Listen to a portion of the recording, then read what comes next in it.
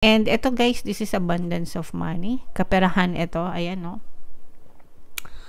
So, angel number 1010 guys.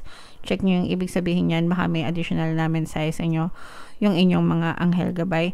Pero, yung iba sa inyo guys, may balakid kayo. Kaya hindi, yung iba, hindi kayo nakaka-experience ng abundance of money kasi you have blocks. May mga limiting beliefs kayo guys. So, you have to overcome those.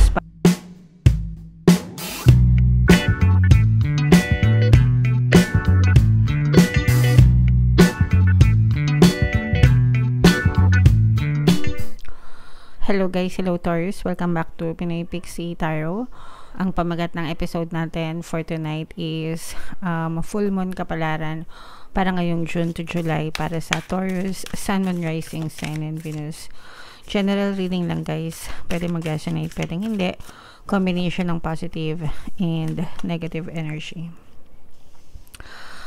Yung full moon ngayon guys, ngayong June ay sa June 21, tapos yung next na full moon naman ay sa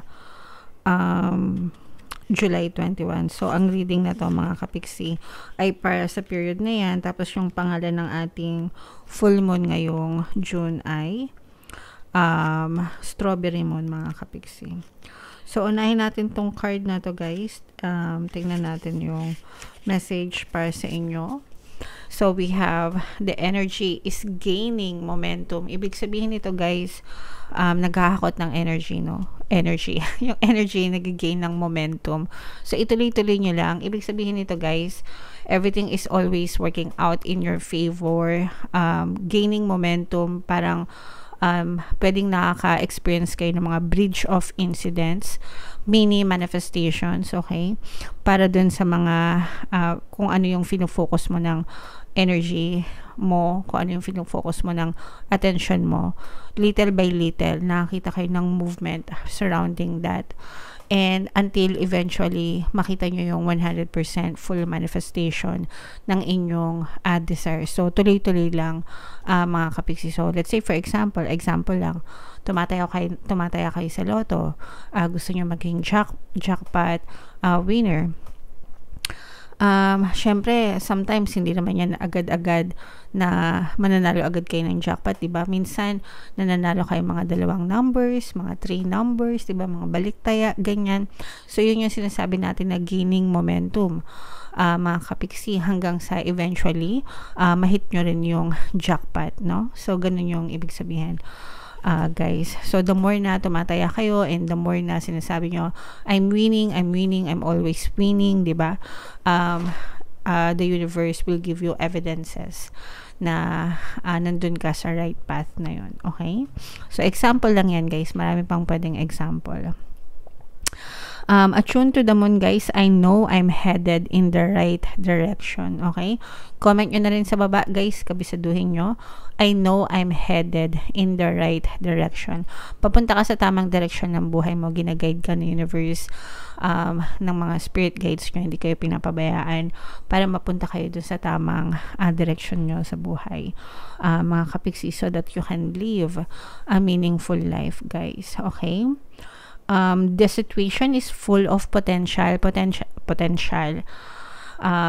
Punong-puno ng potential, mga kapiksi, yung sitwasyon nyo right now. So, make sure guys, again, focus lang, no? Yun lang talaga yung kailangan gawin. Wala nang iba. Focus lang sa mga bagay na gusto nyo. The more na binubusan nyo siya ng energy guys, the more na napupush out siya sa inyong physical, your reality, your dream can come true. Definitely, this is so true guys. Ako, I am living my dream life now. Kung ano yung buhay ko right now, it was once a dream for me, okay? So ngayon, I'm already living my dream life. Syempre, habang dumadaan yung mga panahon, nagkakaroon pa tayo ng mga ibang dreams, diba? Nothing is impossible guys. Again, if you can see it in your mind, you can have it in your life, mga kapiksi. So just keep on dreaming, keep on persisting, focus guys. More effort is yet required. Baka kailangan nyo pa ng konting effort, mga kapiksi. Willing ka ba? Are you willing to give it? Syempre naman guys, 'di ba? No pain, no gain, ika nga. Kailangan talaga nating effortan sa physical reality natin yung mga bagay na gusto natin. But more than effort, mga kapiksi, syempre kailangan din ng prayers and affirmation, magdasal, mag-affirm, and positibong mental diet. Wag niyong kakalimutan yung positive mental diet.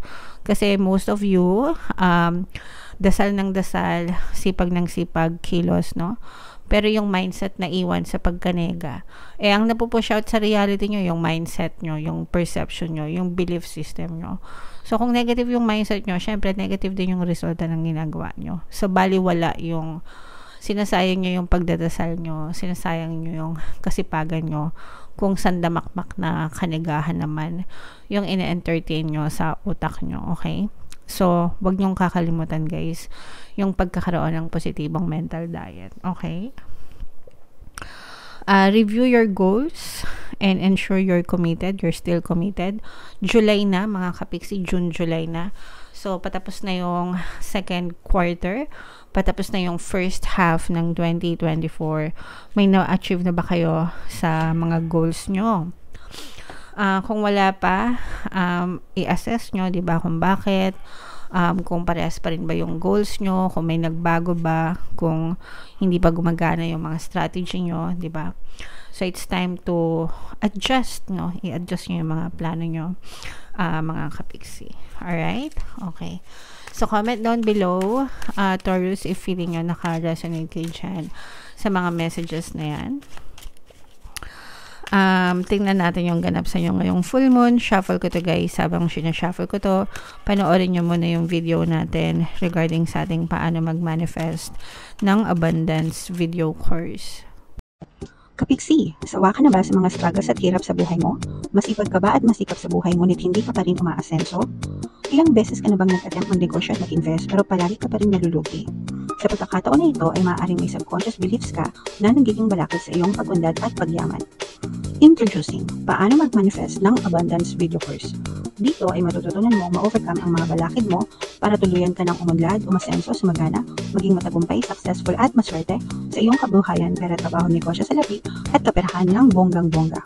Dali, mag-send na ng email sa pinoypixitaro@gmail.com at simulan na ang iyong pagyaman ngayon. Alright, so sa lahat ng gusto mag-avail ng course guys, 20% discount tayo until June 30 bilang bahagi ng ating mid-year sale. So mag-avail na kayo, sobrang ganda ng course guys.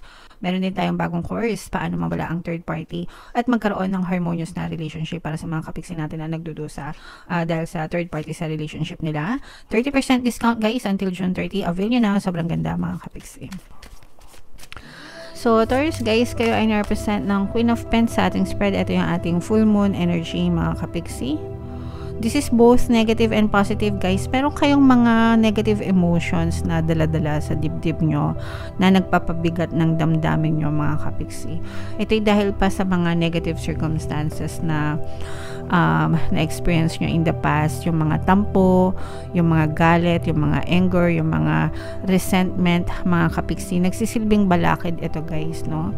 Kaya kayo nahihirapan, yung iba sa inyo nahihirapan kayo maka-move on, mabigat yung dala ng buhay nyo dahil dun sa mga negative emotions na to. So, kailangan magkaroon dito ng forgiveness guys.